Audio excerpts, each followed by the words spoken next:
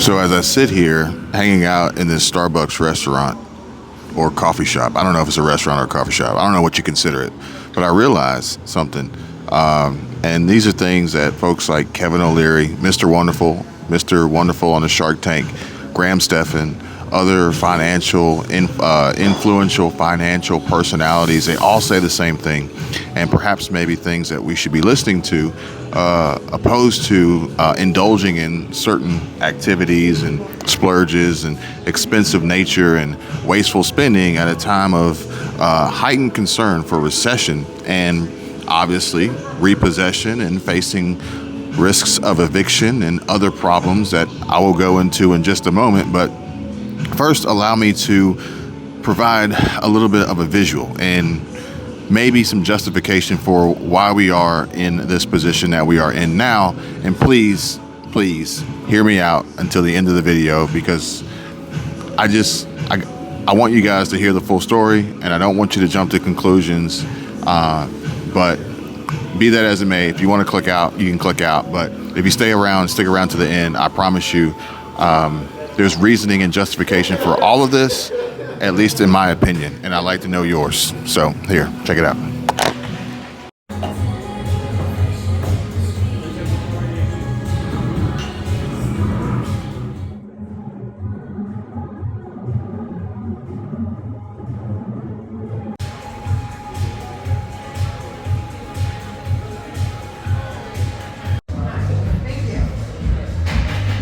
Thank you. Oh, you know it's cold. It smells so good out here.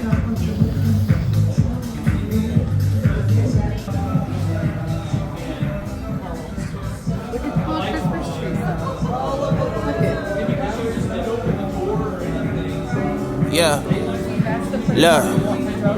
Yeah. Look. I pity the nigga that stepped to me though. Flow too clean, I'm bite by new tuxedos. Been the shit since now later popping and buying hot Cheetos. Shit a free throw, easy. Please believe me, baby. Bought a Tesla, bought a Rolex watch, and I ain't dreaming, baby. Scheming, maybe. Dina raised me. Really from the section with them killers, drug dealers, thug niggas. Never got a hug from pops, they need some love, nigga. Liquor messing, not the pain, so pull up, nigga. Not too far from it, everything I done seen and done it. Late night running, hitting houses and police cuffing. We ain't have nothing, house was cold, we were open oven. Now we eating good, just hold ice, let's put buns in oven. Bakeries, linked up with Quentin and started making cheese. Sushi overseas, the server, she speaking Japanese. Flights to Paris, I'm at the Louvre to see Mona Lisa. Got a Sonata with ripped seats and oil leaks. Kicking shit like Messi, little nigga, you shouldn't test me. Right so good, just started working on my lefty. I'll be climbing up the charts if these niggas let me. Getting everything that's mine, I'm charging niggas levies. Fuck relaxing, man, I stay in action. Natural believer got me feeling like Imagine Dragons. 2017, I quit my job because it had to happen. Make my daughter proud, look at me, or this your daddy rapping. Ooh. Let me hear that back. I just said that ain't nobody else in the studio but me. I record myself, and I make the beat. Bitch!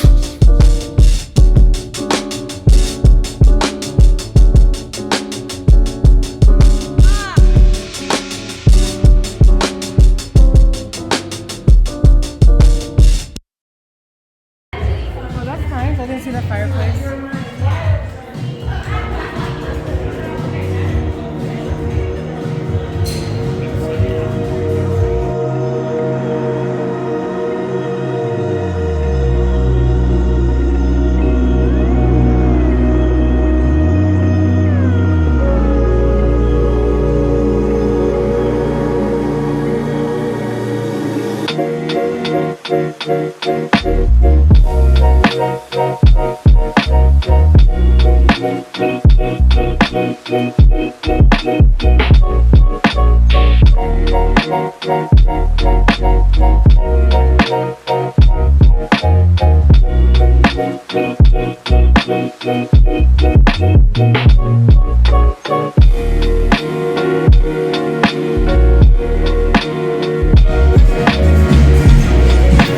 You need the card even to go down. That's what she said. I think it was Charles Dickens who said, "It was the best of times, it was the worst of times, I believe that was Tale of Two Cities. And interestingly enough, that is a little bit about this story, how we traveled to Nashville, Tennessee, having left Florida, and then traveling to Georgia or Atlanta, and then going to Nashville, Tennessee, and spending the night in what would be normally considered a relatively expensive hotel, the W, downtown Nashville. But that is part of the problem. Continuously spending, overindulging, only to find yourself in a situation, in a position where you're relying on credit. You're relying on timing different transactions and deposits or automatic withdrawals from your bank account, your checking account, to cover these expenses, only to realize that you can't do it anymore. Prices have gotten too high. Your expenses have gotten out of control. Your budget is shot. And now you don't have any money. You're broke until Friday, until payday, hopefully Friday. If you're on a 2-week pay cycle, that's just a bear. 2 weeks, that's a struggle to get through, especially if you don't have the financial discipline, theoretically, to manage yourself in a way in which you would not indulge. Now, granted, spending possibly 4 to 5, maybe 6 months worth of rent on a watch, on a Rolex, on a luxury timepiece, on a steel sports watch. Granted, you beat the wait list. I mean, they're in high demand, limited supply. Why not, right? It's an heirloom. It can be passed down. It'll appreciate in value, theoretically. But now I need help. I mean, I'm not saying necessarily me. I'm not necessarily saying you, but in general, the royal, I need help. And the worst part is you find yourself in a situation where you get fired with no notice. Then what are you going to do? But trust me, guys, this is not me trying to sit here and pretend to lecture anybody on the ins and outs of finances or financial literacy or financial education or financial discipline. By all means, do not get it twisted.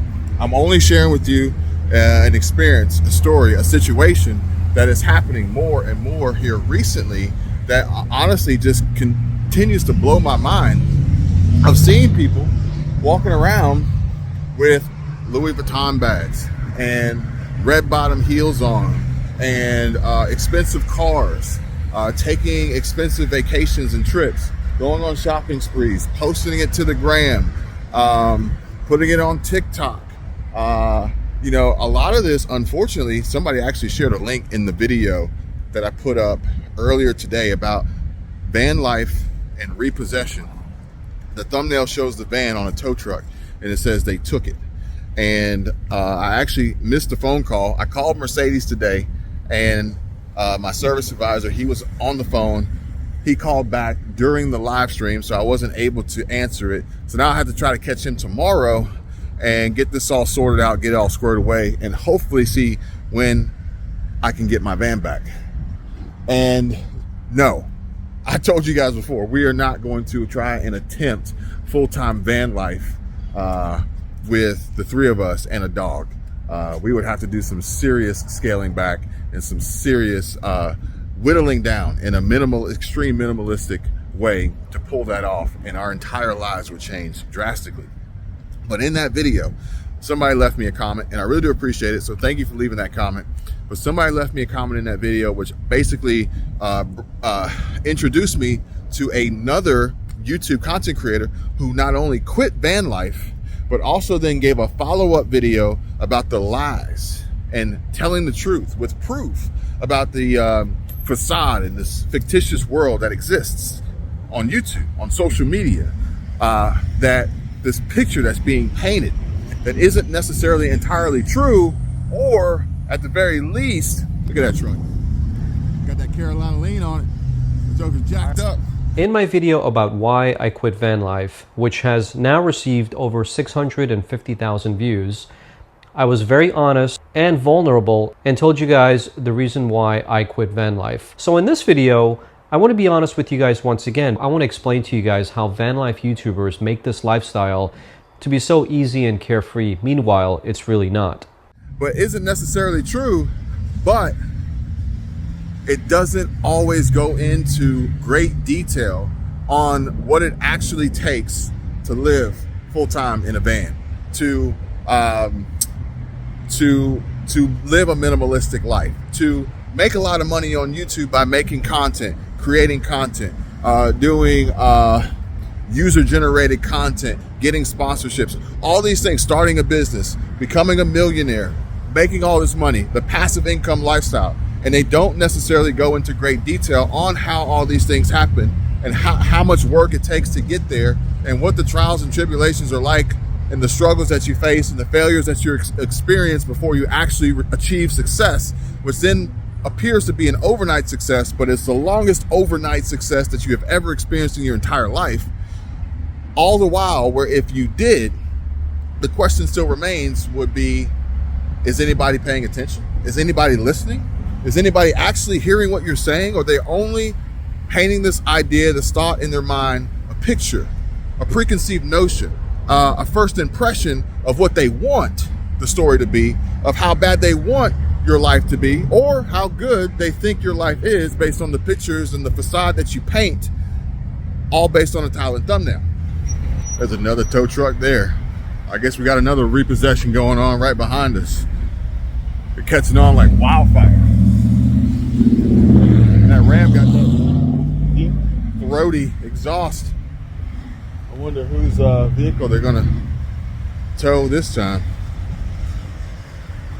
Or maybe they just broke down in Advance Auto Parts. It's a Subaru from New York. Those Subarus are known for terrible oil consumption issues. Yeah, I think it's that one. I think it's theirs. That sucks.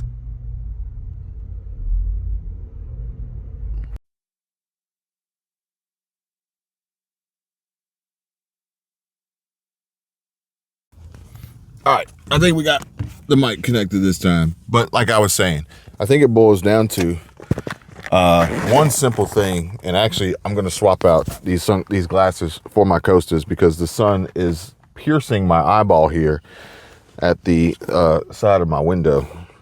And for those who were asking, these are Costa or Costa. I don't know how you want to describe or pronounce it, but they're Costa. And these are prescription. I got them from Lens Crafters, hashtag not sponsored. But these are the Rinconcito. I don't know if you guys can see that in there. It actually says Rinconcito in the arm. Maybe you can see that. But yeah, so my eyeglass, my eye exam prescription, I was just on the cusp of being able to get prescribed for these, which was really cool because I've always wanted a pair of prescription sunglasses, specifically prescription Costa sunglasses, which I know they aren't necessarily the cheapest, but these are the ones I like. You guys may have seen them in previous videos. This is actually like my fourth pair. This was my first pair, but these got all wonky because I let them sit on the dashboard and they got hot in the sun and they warped. But these are actually the Rincon. These are the Rincon. I couldn't get Rincons because the prescription, they couldn't fit the lens in it. So, but you guys may have seen it on previous videos, but I got multiple pairs. And this is actually my first blue pair. They're all different colors. I got black with the gray lens. I've got a gray, and you can actually see, I'm trying to not get distracted here, but they're pushing the car out of the parking spot. Yeah, something's wrong with it. They're pushing it out, and then they're gonna put it on the tow truck. So I don't know if you guys can see that or not. Man, I hope it doesn't roll back and hit somebody's car. But either way, we lucked up because we actually got a deal on the eye exam. We got a deal on the lenses and the frames and everything. It was a great experience. We got lucky, and Michelle and I were able to pick up new eyeglasses, and I was able to get a pair of sunglasses that will hopefully last me for many, many years to come. I did not want to continue having to wear contact lenses all the time, paying to buy more contact lenses, and also I would wear the contact lenses in order to wear my sunglasses. But now that I have prescription sunglasses, that alleviates that entire problem. But regardless, these are choices that we have to make. And these are choices that some people have made in the past based on previous experiences, whether it be the job that you had, the career that you had, the money that you were making, the quantitative easing that the Fed was doing, the lower interest rates, the availability of simple and easy money, looser credit restrictions or underwriting standards, just literally everything that kind of happened over the last, since 2020, 2021, which is now being pulled back, scaled back. Quantitative tightening, the Fed's raising interest rates. We are nearing a recession, but at the end of the day, some of these folks are going to say to themselves, to their creditors, to their friends, to their family, we don't have the money. We are broke. Can you help us? Which isn't necessarily a bad thing. The key is communication, because that way, if you have a problem, you can communicate that problem sooner rather than later. You can communicate that problem sooner rather than later.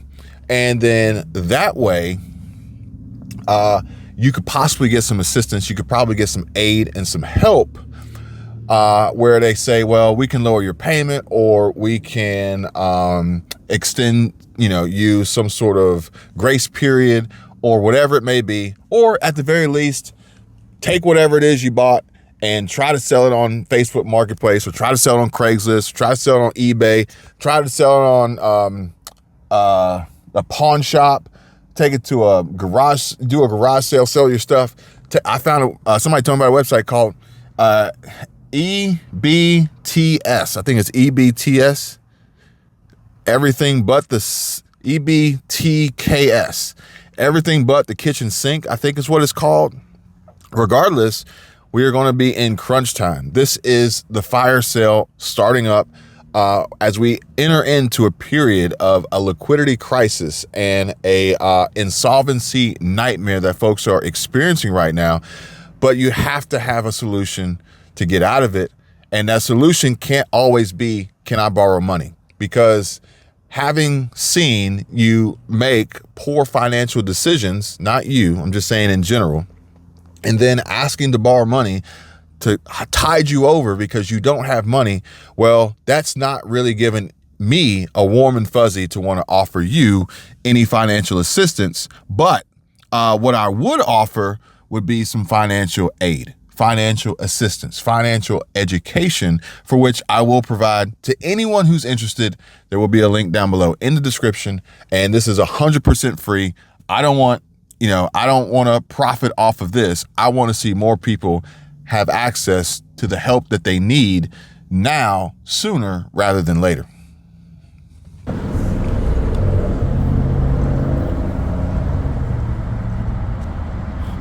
That was pretty simple, painless. Now I just gotta get it fixed. I can tell you my problems, meditating my silence. But I keep pushing my pen, rotating my stylus. Brokenness feeling like sin, now no breath, low dollar. Used to be left on red, now all the girls go holler. Now all the girls go follow. All the fake friends go pop.